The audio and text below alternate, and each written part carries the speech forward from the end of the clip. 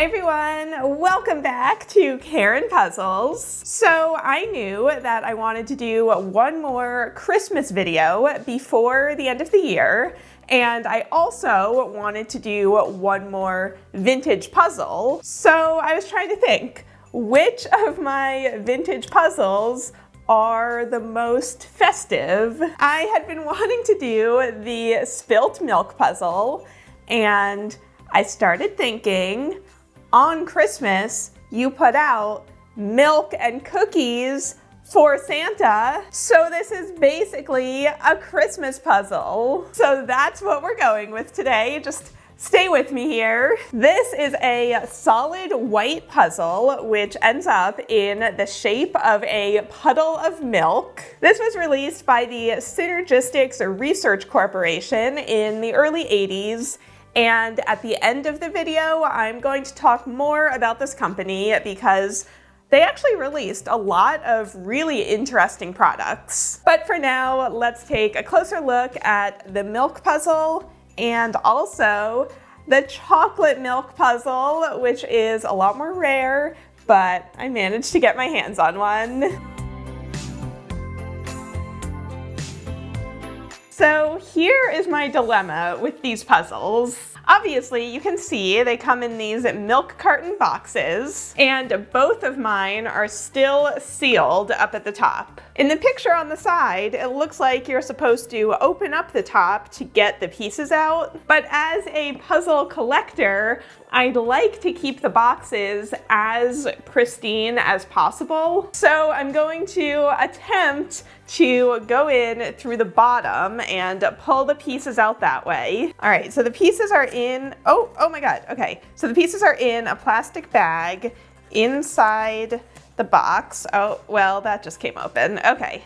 It looks like this adhesive on the bottom, I might have to pull that apart in order to open this up to get in there. All right, that's fine, because I can always like glue that back or tape it back so it looks the same. Whereas if I opened up the top, it would always look different. You know, it would look opened. Okay, I'm doing it. I'm just gonna open up this flap. Ooh, there we go. Okay, and here are the pieces.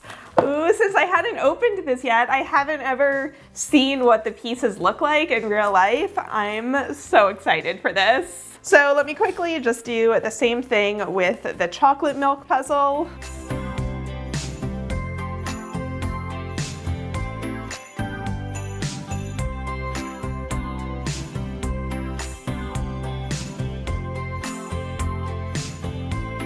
Okay, this looks really fun. I didn't know that the pieces would be so random. Like, look at these pieces. The shapes are totally random.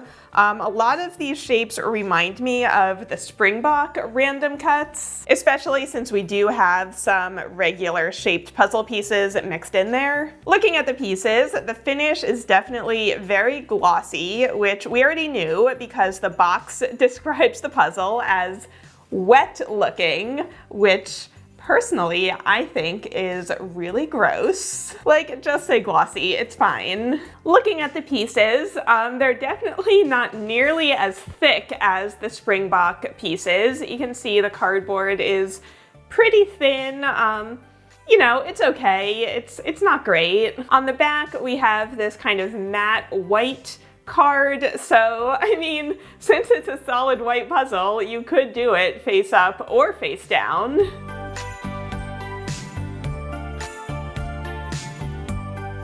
The chocolate milk pieces look basically exactly the same, except that obviously it's easier to tell which side is the front and which side is the back. I assume that these puzzles are gonna have the exact same cut because you can see that the shape that we're gonna be creating is exactly the same between both of them. And it, you know, wouldn't make sense for them to make an all new die when it's essentially the same puzzle but in a different color. So I assume the shapes between the two are exactly the same. Oh, really quick, let me just tell you a story about the chocolate milk puzzle. So I had this one on my wish list for a while now.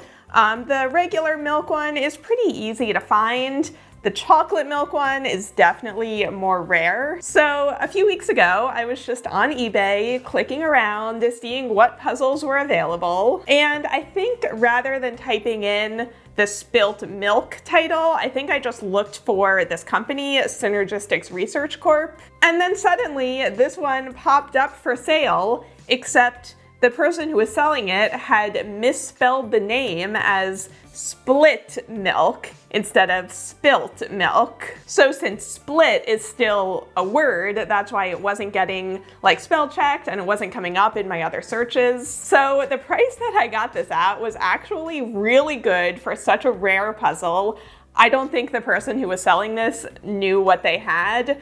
Clearly, because they didn't even spell the name right. Oh, and I don't think I even said, but these are 350 piece puzzles.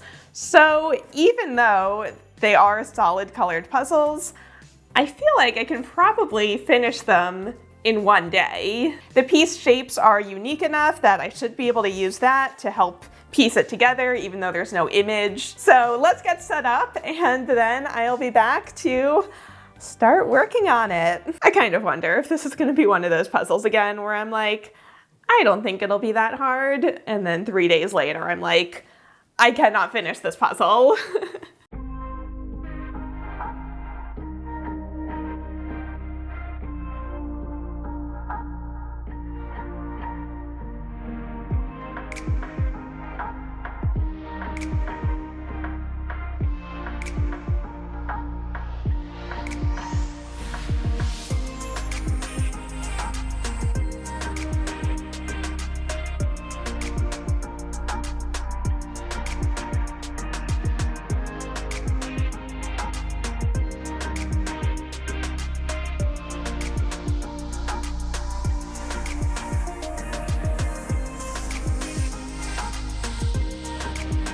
All right, so 18 minutes in, and who saw this coming? I'm already like, what have I gotten myself into? Why do I do this to myself?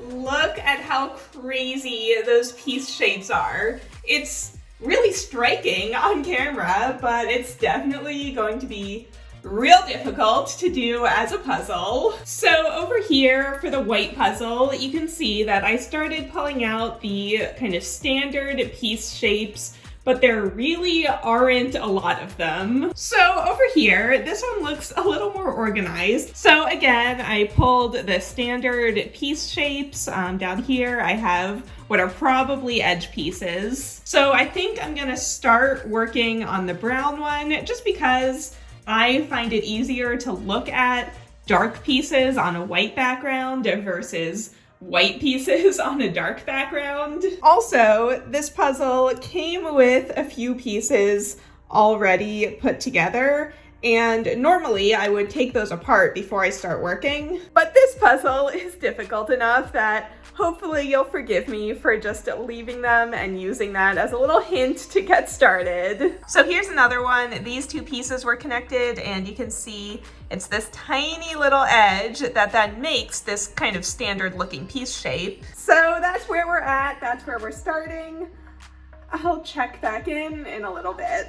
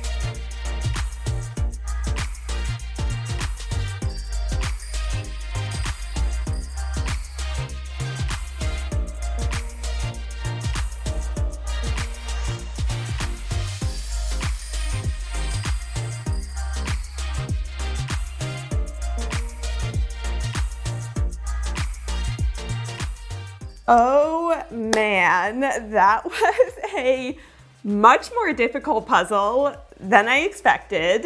It's only 350 pieces. How tricky could it be? Well, the answer is very. Now, unfortunately, I did have a few technical difficulties in the middle of filming that, so I didn't have as much in-progress footage as I would have liked. But I do have the data, and I also have a lot of thoughts on this puzzle, which I'm going to get to in just a minute. But first, I'm sure you're wondering, am I also going to do the regular milk puzzle? Now, originally, the plan was to do these simultaneously. However, as I started working on this one and I realized just how difficult it was going to be, I was like, I'm not doing that. I'm just gonna do the one. So I can't do the whole thing from scratch all over again. Like, I just can't. So instead, since these have the exact same cut, I'm just going to use this one as a guide and put this one together on top of it. That should make the whole thing go a lot faster because I'll know like what piece shape I'm looking for next, and I can literally just fill the whole thing in. If you think that's cheating, I don't care, and I don't want to hear it. It's Christmas. Just let me have this. Let me do it this way. What would have been cheating is that online there are pictures of the finished puzzle, so I could have looked at those to see like what piece shape I was looking for next when I was getting really stuck. But I didn't do that. I did it once entirely on my own, so I think that gives me the right to take a few shortcuts for the second one.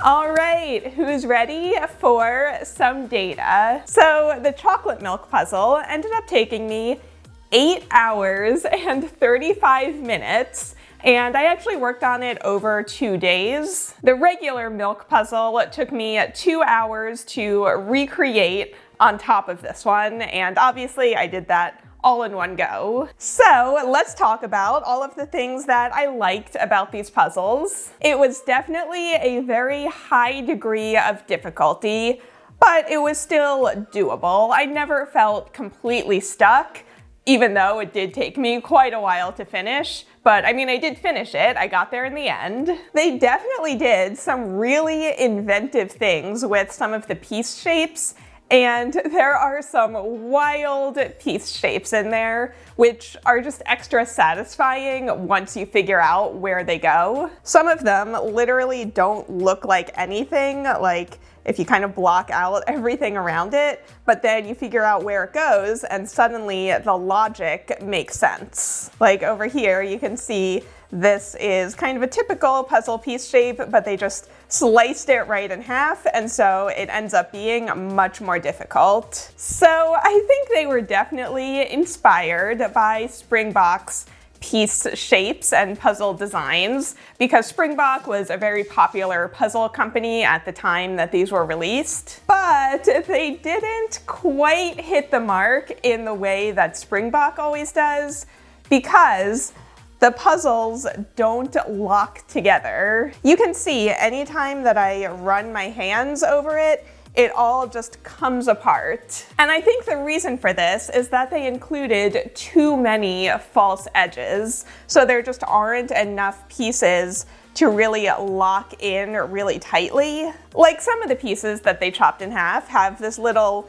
mini puzzle piece shape, and I actually did use that as a strategy while I was working on it the first time. I found all of the little mini shapes and I could pair those up. And I wish they had done that more throughout the entire puzzle, because for so many of these, it's literally just a curved line or a straight line that holds two pieces together. And so entire sections can just separate off of the puzzle with barely any effort. I also think they made the cardboard too thin, like part of the reason why Springbok's puzzles are so solid, at least the vintage ones. They're so solid that you can like throw them around and it all stays together, because the cardboard for those is so thick that the pieces just really grab onto each other, whereas in these, the cardboard is really thin, so everything just kind of slides apart. So these puzzles are definitely pretty cheaply made. I don't think the quality is quite at the level I wish it would have been at, but I do like how inventive it is. I've never seen a puzzle like this before, and I love the packaging. I love how fun and campy it is. Oh, and there's one more thing that I didn't mention before about the boxes. I love how in this photo that's on the box, you can tell that they must have made a mock-up of the box to photograph, because the design that's on the box in the photo is not on the box in the one that you can buy. So I just have to wonder if these mock-ups are like in someone's attic somewhere. I wish that I could get my hands on those.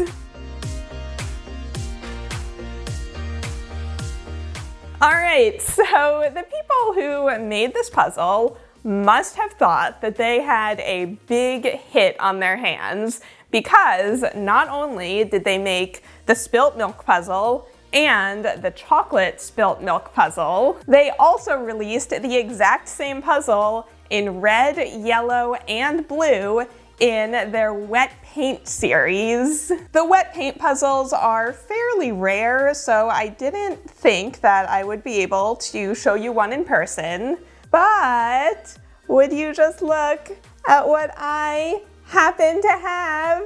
This is the blue wet paint puzzle, and I was already working on this video when this popped up on eBay, so I just bought it immediately. You can see on the back that there's a red one, a yellow one, and then the blue one, which I have. And in the picture of the completed puzzle, it's the exact same shape. If we open it up, the pieces look exactly the same, only they're blue. So, you know, just repurposing the same puzzle, but in two different series. Honestly, I think they should have made the whole rainbow, do an orange one and called it Spilt Orange Juice, a purple one and call it Spilt Grape Juice, a green one, Spilt Green Smoothie. That might be a little ahead of its time.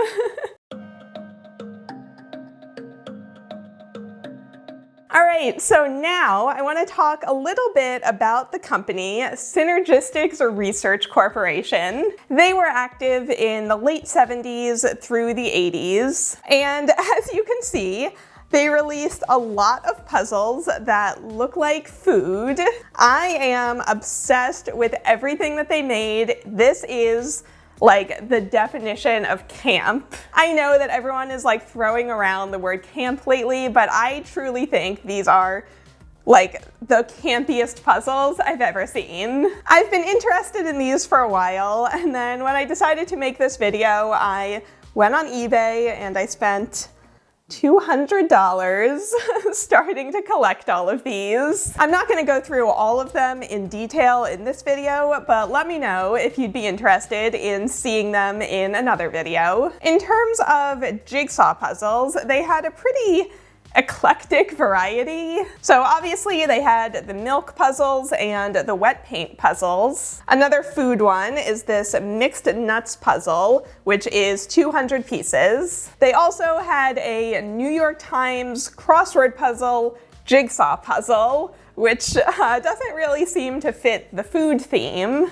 And then there's also this broken record puzzle, which seems super rare. So the other puzzles that they made are more of just like plastic little brain teaser type of puzzles. I want to give a shout out to beachpackagingdesign.com and robspuzzlepage.com because they're pretty much the only place on the internet that I could find anyone talking about this company. So it's only through those two sites that I was able to compile a list of like all the puzzles that this company made, and I was able to start searching for them. And that's the thing, there really is not a lot of information out there about this company. I have no idea what happened to them after the 80s, or like where they came from, why the company started. Literally, the only official thing that I can find is a patent which they filed for this circular puzzle design, which I think is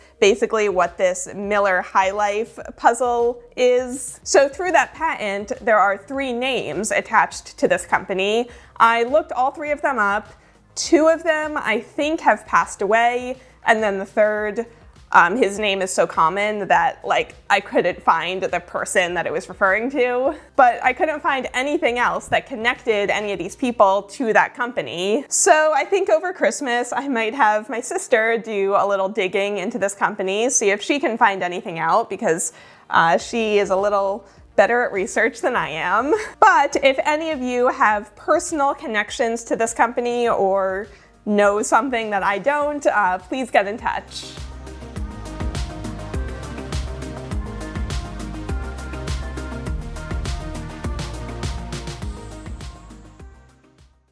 In the meantime, I hope Santa is happy with this milk and cookies display I'm leaving out on Christmas Eve night. I hope she brings me lots of puzzles on Christmas morning.